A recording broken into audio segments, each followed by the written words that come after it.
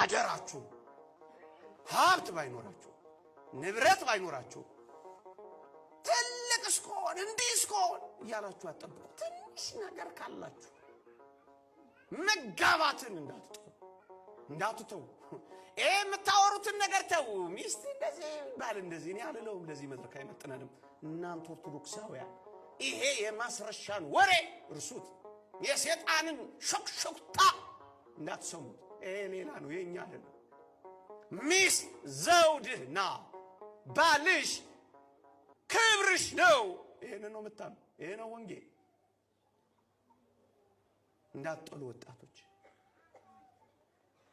ሁለተኛ ቢያገባ እንኳን እንዲፈታ ሆኖ እንዲያገባ ነው የሚፈልጉት።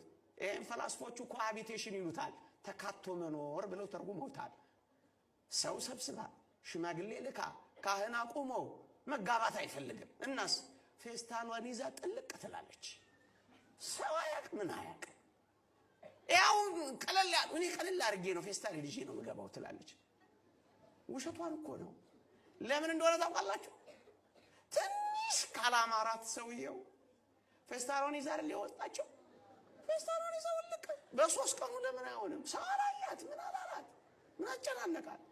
ካሜራ ከተገጠመ ሽማግሌ ከተላከ ካህን ከቆመ ቁርባን ከተዘራ ትንሽ እንኳን አይከብድም። የሚቆሰቁስ ነገር የለውም። ይሄን ሁሉ ሰው እንዴት ረግጣ ትሄዳለች? ለዚህ እኮ ነው ተካቶ መኖር ሹልክ ውልቅ በቃ ናቸው። እንደዚህ እንዳታረጉት።